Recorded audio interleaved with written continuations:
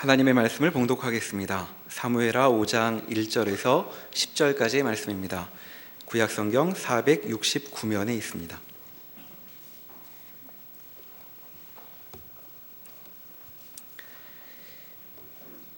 이스라엘 모든 지파가 헤브론에 이르러 다윗에게 나와 이르되 보소서, 우리는 왕의 한 고륙이니이다. 전에 곧 사울이 우리의 왕이 되었을 때에도 이스라엘을 거느려 출입하게 하신 분은 왕이시었고, 여호와께서도 왕에게 말씀하시기를 내가 내 백성 이스라엘의 목자가 되며 내가 이스라엘의 주권자가 되리라 하셨나이다 하니라. 이에 이스라엘 모든 장로가 헤브론에 이르러 왕에게 나아오매 다윗 왕이 헤브론에서 여호와 앞에 그들과 언약을 맺음에 그들이 다윗에게 기름을 부어 이스라엘 왕으로 삼으니라. 다윗이 나이가 30세에 왕위에 올라 40년 동안 다스렸을 때 헤브론에서 7년 6개월 동안 유다를 다스렸고, 예루살렘에서 33년 동안 온 이스라엘과 유다를 다스렸더라. 왕과 그의 부하들이 예루살렘으로 가서 그 땅 주민 여부스 사람을 치려하매 그 사람들이 다윗에게 이르되 내가 결코 이리로 들어오지 못하리라. 맹인과 다리 저는 자라도 너를 물리치리라 하니 그들 생각에는 다윗이 이리로 들어오지 못하리라 함이나 다윗이 시온 산성을 빼앗으니 이는 다윗성이더라. 그날에 다윗이 이르기를 누구든지 여부스 사람을 치거든 물 깃는 데로 올라가서 다윗의 마음에 미워하는 다리 저는 사람과 맹인을 치라 하였으므로 속담이 되어 이르기를 맹인과 다리 저는 사람은 집에 들어오지 못하리라 하더라. 다윗이 그 산성에 살면서 다윗성이라 이름하고 다윗이 밀로에서부터 안으로 성을 둘러싸으니라. 만군의 하나님 여호와께서 함께 계시니 다윗이 점점 강성하여 가니라. 아멘. 다윗은 드디어 북쪽 지파의 지지까지 받아서 통일 왕국의 왕으로 등극을 합니다. 오랜 기다림 끝에 얻은 승리이지요. 사울 왕 때 이미 기름을 받았으나 그에게 쫓겨다니고 기다려서 유대의 왕이 되고 7년 반을 기다려서 이제 북왕조의 그 나머지 11지파의 추대까지 받게 된 셈입니다. 그래서 그는 다 합쳐서 40년을 이스라엘을 다스린 왕이 됩니다. 그리고 그가 여부스 그 원주민들이 갖고 있던 아주 견고한 성, 난공불락의 성인 시온 산성을 뺏는 이야기가 나옵니다. 그리하여 그 성 이름을 다윗성으로 고칩니다. 그리고 그 성이 점점 커지고 넓어져서 왕궁이 들어서고 성전을 짓고 주민들이 늘어서 나중에는 거기가 이스라엘의 수도인 예루살렘이 되는 것입니다. 오늘 본문에는 이걸 기록할 때쯤은 이미 그 이름이 예루살렘으로 굳어져 있는 때니까 예루살렘이라는 이름이 당시에 쓰지 않았을 이름으로 먼저 등장을 합니다. 이 시온성은 워낙 견고해서 다윗이 그 성을 치러 올 때 여부스 사람들이 이건 아무리 강한 군대를 가졌어도 정상적이지 않은 병사들을 내보내도 능히 지킬 수 있다는 것을 다윗이 뺏었다, 이렇게 기록되어 있습니다. 우리가 생각하면 다윗은 사무엘상 17장에 등장을 해서 이 자리에 오기까지 순종과 믿음 그리고 성실함의 대표로 인정되는 신앙인입니다. 우리는 아주 중요하게 불순종한 사울과 순종한 다윗을 대조하는 성경을 따라왔고, 그리고 그 순종이 늘 믿음과 성실함으로 이어져온 그의 삶을 확인했습니다. 아마 그 순종과 성실함의 끝이 이제 왕으로 되고 이렇게 시온성을 빼앗아 다윗성으로 삼는 그런 놀라운 승리의 절정을 이루게 된 것일 것입니다. 그러나 여기는 어쨌든 사무엘하 5장입니다. 다윗은 아직 죽을렘은 많이 남았습니다. 그러니 쉽게 이 성경의 이 다윗 이야기에서 우리가 조심해야 되는 것은 그리하여 공주의 노력으로 왕자가 마법에서 풀려나 마녀를 죽이고 둘이 행복하게 오래오래 살았더래요. 이렇게 끝나지 않는다는 얘기죠. 다윗이 신실했고 믿음을 가졌고 순종하고 기다렸더니 마침내 왕이 되고 영원토록 행복하게 살았더라. 그렇게 끝나지 않는다고요. 그러니까 이 절정은 뜻밖의 어떤 시작이더라 말이죠. 왜냐하면 시온성은 다윗을 거부하고 함락시킬 수 없는 험한 산성이었는데 다윗은 그것을 쟁취해서 다윗성이라고 이름을 붙입니다. 그러나 성경에서 다윗성이라는 이름은 좀처럼 나오지 않고 언제나 하나님께서 이스라엘 백성을 지키시고 복주시고 승리케 하시는 약속과 또 그 목적의 영광에 대해서 얘기할 때는 늘 시온이라는 말을 씁니다. 대표적으로 시편 84편을 찾아봅시다.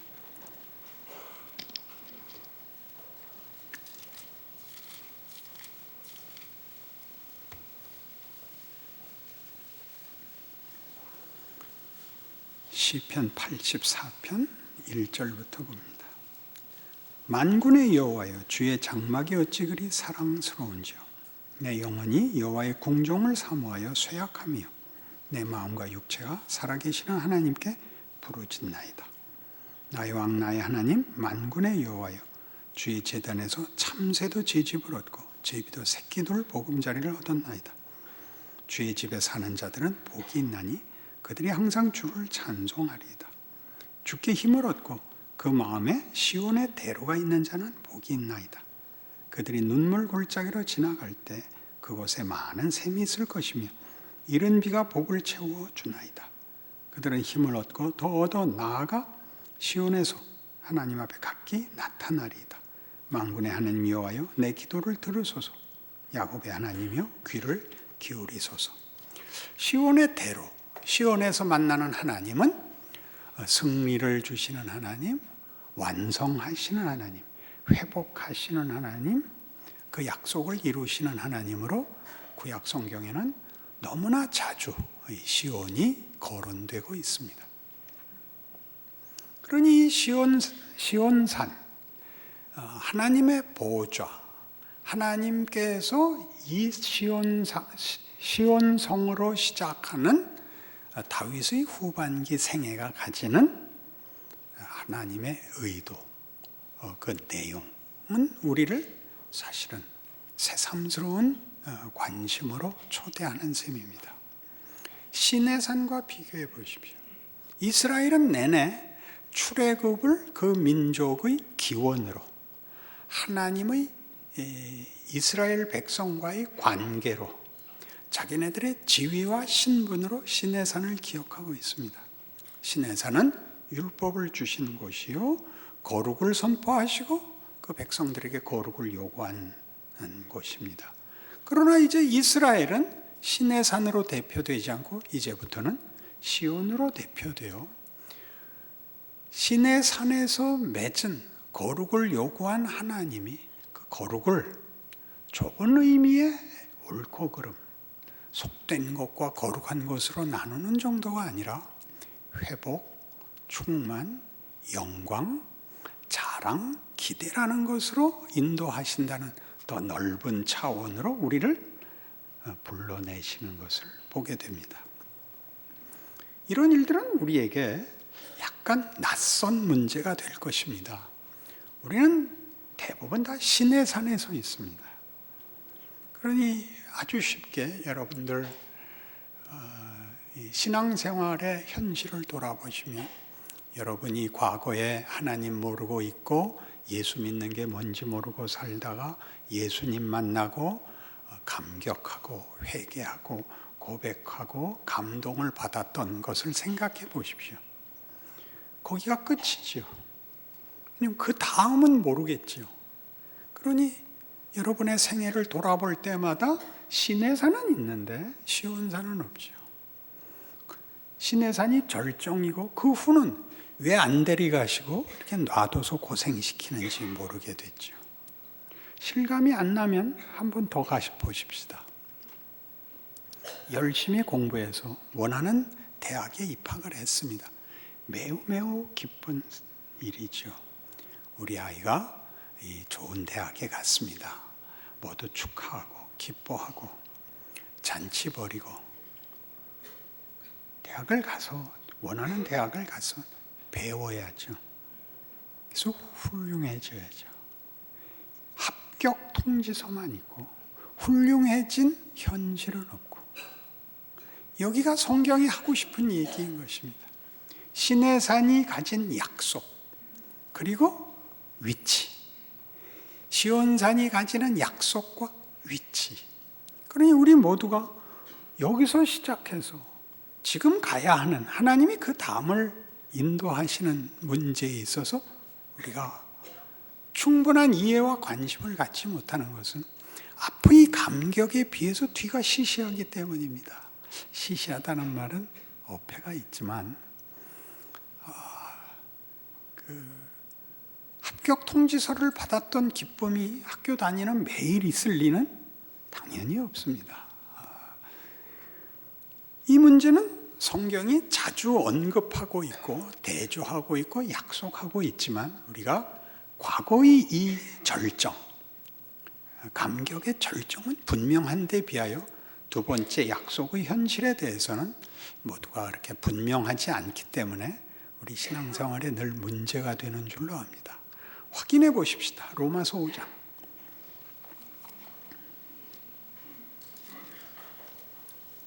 로마서 5장 8절.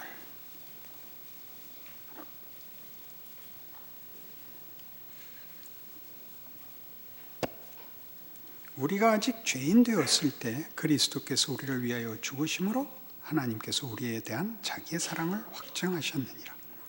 그러면 이제 우리가 그의 피로 말미암아 의롭다 하심을 받았으니 더욱 그로 말미암아 진노하심에서 구원을 받을 것이니 곧 우리가 원수 되었을 때 그의 아들의 죽으심으로 말미암아 하나님과 화목하게 되었은즉 화목하게 된 자로서는 더욱 그의 살아나심으로 말미암아 구원을 받을 것이니라.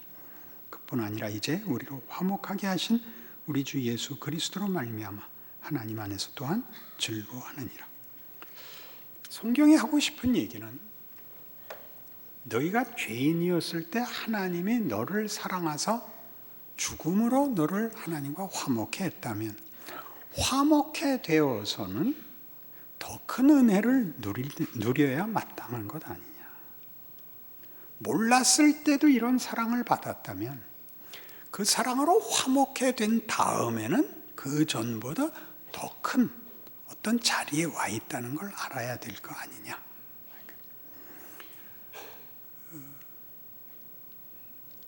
어느 원하는 학교에 이제 입학 원서를 내고 시험을 봤는데 떨어진 겁니다. 그런데 그 답안지를 본 총장님이 감동을 해서 입학을 특별히 허락해 줬습니다.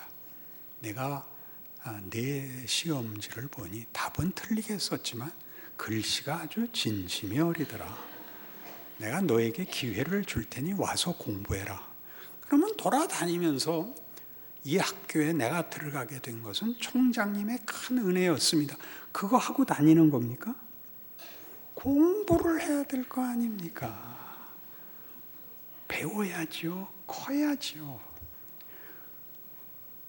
너를 위하여 하나님이 그 아들을 십자가에 매달았으면 죽음으로 너에게 구원을 베풀었으면 살아서 도울 때는 얼마나 더 풍성하겠느냐. 이중적으로 신자의 현실, 어떤 현실? 구원받고 난 다음에 인생의 현실을 약속하고 격려하고 있는데 우리는 누리지 못하는 겁니다.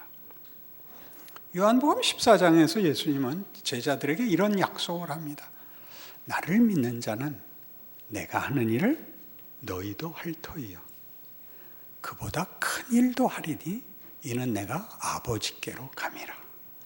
땅에 내려오셔서 제한된 생애를 사셔야 되는 곳에서 하신 일보다 하늘에 올라가 모든 권세를 쥐고 더 크게 하시는 일에 너희가 동참하고 있다. 너희가 그 권세를 같이 누리고 있다. 마태복음 28장에 약속됐던 말씀 기억나죠? 볼지어다 세상 끝날까지 내가 너희와 항상 함께 있으리라. 여기를 못 누립니다. 왜 그렇죠? 우리의 기대와 좀 현실이 다르기 때문입니다. 어떤 것이 다를까요? 우리는 그것이 권력일 거라고 생각을 합니다. 우리 지금 한국이 어려움에 처해 있고 우리 또 교회들도 비난 속에 있습니다. 우리 생각에는 하나님이 그 아들을 십자가에 못 박아 죽이시고 우리에게 땅끝까지 약속하신 사명을 들어주신다면 지금 우리 교회가 뭐 길 것도 없이 일주일만 매일 특별 새벽 기도회, 저녁 철야 금식 기도회 해서 나라와 이 핵 문제와 교회의 영광을 위하여 기도하면 북한 핵이 모두 달나라로 올라가서 자폭을 하고 한국 교회가 전부 세상 앞에 도덕성에 있어서나 그 유익함에 있어서나 그 실력에 있어서 정치, 경제, 사회, 교육, 국방 문제를 다 해결하는 기적이 일어나고 당연히 교회라는 십자가는 금칠이 될 것이요 밤에도 빛나는 다이아몬드가 될 것입니다. 근데 그렇게 안 하시고 이 비난을 욕을 함께 먹으십니다. 이스라엘은 출애굽이라는 커다란 사건으로 시작됐지만 그 마지막이 바벨론 포로라는 말도 안 되는 결과로 끝이 납니다. 바벨론 포로는 다만 이스라엘이 정치 군사적 면에서 실패하여 당한 것이기보다 하나님과의 관계, 신앙적인 문제로 받은 벌인데 그 벌로 인한 그 멸망이 하나님 자신에게 얼마나 큰 부담이었느냐 하면 바벨론이나 이방 나라가 생각하기를 이스라엘이 믿는 하나님은 실력이 없다. 바벨론 사람들은 말하기를 우리가 믿는 신인 마로둑이 이스라엘이 믿는 여호와보다 더 높다. 그들의 신은 힘이 부족하다. 애굽에서 꺼낼 실력은 있었지만 바벨론에게는 안 된다. 그 모욕을 감수하십니다. 왜 그럴까요? 하나님이 이스라엘에게 만들려고 했던 것, 우리 생애에 만들려고 했던 것은 우리 기대와 사뭇 다르기 때문입니다. 우리는 이러한 문제가 하나님이 이스라엘을 바벨론에 보내어 이스라엘을 정화시킨 것처럼 하나님이 정치, 경제, 사회 문제에 어떤 안전보장이 아니다. 수단이 아니다. 하나님이 목적이요 하나님의 내용인 것을 요구하고 있다 라고 이스라엘에게 말씀하신 것 같이 오늘 우리 신약 시대에도 예수를 보낸 것은 예수가 권력을 가져 우리에게 권력을 나누러 온 것이 아니라 우리에게 권력으로 해방을 주러 온 것이 아니라 예수의 죽음으로 말미암아 세상 권력과 대조되는 하나님의 영광을 주려고 하신다라고 하는 증언을 기억해야 할 것입니다. 현실적으로는 이렇습니다. 에베소서 5장.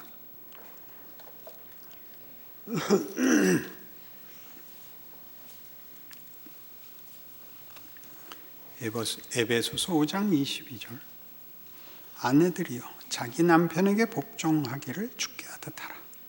이는 남편이 아내의 머리됨이 그리스도께서 교회의 머리됨과 같음이니 그가 바로 몸의 구주시니라. 그러므로 교회가 그리스도에게 하듯 아내들도 범사에 자기 남편에게 복종할지니라. 남편들 아내 사랑하기를 그리스도께서 교회를 사랑하시고 그 교회를 위하여 자신을 주심같이 하라. 이는 곧 물로 씻어 말씀으로 깨끗하게 하사 거룩하게 하시고 자기 앞에 영광스러운 교회로 세우사 티나 주름 잡힌 것이나 이런 것들이 없이 거룩하고 흠이 없게 하려 하심이라. 이와 같이 남편들도 자기 아내 사랑하기를 자기 자신과 같이 알지니 자기 아내를 사랑하는 자는 자기를 사랑하는 것이라. 누구든지 언제나 자기 육체를 미워하지 않고 오직 양육하여 보호하기를 그리스도께서 교회에게 함과 같이 하나니 우리는 그 몸의 지체임이라. 그러므로 사람이 부모를 떠나 그의 아내와 합하여 그 둘이 한 육체가 될지니 이 비밀이 크도다. 나는 그리스도와 교회에 대하여 말하노라. 부부를 생각하면 하나님이 남녀를 결합하여 부부를 만드시고 가정을 요구하신다는 것은 우리로서는 종종 이해하기 힘든 데가 있습니다. 부부가 되는 것은 물론 사랑하여 결실되는, 그래야 행복을 기대하는 아름다운 그 기쁜 허락이지만 우리의 결혼 생활은 우리의 기대만 못합니다. 오늘 다윗이 왕이 되었으나 그게 절정이거나 끝이 아니라 시작인 것 같이 결혼은 시작입니다. 그러나 우리는 그렇게 기대하지 않고 사랑하고 모든 난관을 극복하고 신분과 가문과 무슨 혈통과 뭘 다 극복해서 사랑이 이겨서 기어코 얻어내는 행복한 결합인데, 그 후는 내가 그때 눈에 뭐가 씌웠을까? 그때 왜 어머니한테 이제 항의하는 거죠. 왜 안 말리셨습니까? 말렸다. 더 말리셨어야죠. 그게 뭔가? 왜 결혼은 기대만 못한가 하는 문제입니다. 우리는 사랑이 환상이 아니고 실력이 되는 길에 들어섰고 그 시작이 결혼이라는 걸 놓칩니다. 이 결혼은 사랑이 실제적인 힘이 되기 위해서 많은 것을 쌓아야 된다는 걸 가르치죠. 원망과 분노를 해결해야 됩니다. 마음에 들지 않는 게 너무나 많죠. 왜냐하면 들이닥친 현실, 도전, 현실이 너무 큰데 대책이 없습니다. 충분히 벌어오지도 못하고 벌어온 것을 충분히 관리도 하지 못합니다. 그리고 그것이 무엇을 결정해야 될지, 언제 해야 될지, 어떻게 해야 될지를 우린 사실 모릅니다. 최선을 다하지만 잘 되지 않고, 그리고 서로 너무 관점이 다릅니다. 오죽하면 화성에서 온 여자, 목성에서 온 남자, 그런 책이 다 나왔겠습니까? 우리는 당황하죠. 그러나 성경이 우리에게 얘기하는 건 부부가 되는 것은 그리스도와 교회의 연합 같은 신비라 합니다. 우리가 받은 구원은 하나의 고백에 그치지 않고 우리가 예수를 믿고 영접하는 순간 주께서는 우리 생애에 자신을 내어주십니다. 주를 부르면 찾아오는 것이 아니라 우리의 못난, 생각 없는, 그리고 분명한 잘못에 주님은 늘 같이 하고 있습니다. 기가 막힌 일입니다. 부부가 한쪽이 하는 모든 일에 부부가 함께 참여할 수밖에 없는 것 같이 주님은 자기를 내어주셔서 우리가 하는 모든 수준, 모든 일에 자신의 명예와 능력을 가지고 동참하십니다. 아까 얘기한 대로 바벨론 포로가 가지는 하나님에 대한 모욕과 비난을 하나님이 감수하십니다. 이스라엘을 놓지 않습니다. 쉽게 해결하지도 않습니다. 기독교 신앙의 신비입니다. 우리를 항복시키시며 우리 자신이 실력으로 구체화되기를 원하십니다. 거기에 우리 예수 믿는 인생에 어려움이 있습니다. 하나님이 내 고백, 내 기대에 대하여 쉽게 답해 주기를 바라는 것은 부부로 살면서 내 남편이 내 맘대로 또 내 소원대로 요구하고 답을 내라고 책임을 지울 수 없다는 현실에서 배워야 하는 것입니다. 다 할 수 없습니다. 모든 병을 고치고 모든 마음을 달래고 늘 눈에서 광채가 나고 그렇게는 할 수가 없습니다. 그건 뻔한 사실입니다. 문제는 다른 사람만 못하다는 데 있는데 몰라서 그렇지 어느 집이나 똑같습니다. 같이 안 살아봐서 그러는 겁니다. 거기서 뭘 하신다고요? 비겁함을 극복하십니다. 비겁하다는 건 뭘까요? 원망과 분노입니다. 자기가 져야 할 책임을 상대방에게 책임을 돌리는 것을 비겁함이라고 합니다. 부부가 뭘 하라고요? 아내는 남편에게 순종하고 남편은 아내를 사랑하라 그럽니다. 계급의 문제가 아니라 아내를 사랑하는 것은 자기를 사랑하는 것이며 부부가 되어 이렇게 힘든 과정을 겪고 주님 앞에 거룩하고 흠이 없는 영광된 자리에 설 것이라고 약속합니다. 놀랍지요. 그러니 여러분이 분노하는 것은 하나님이 여러분에게 지금 하고 있는 일에 대한 오해에서 비롯된 것입니다.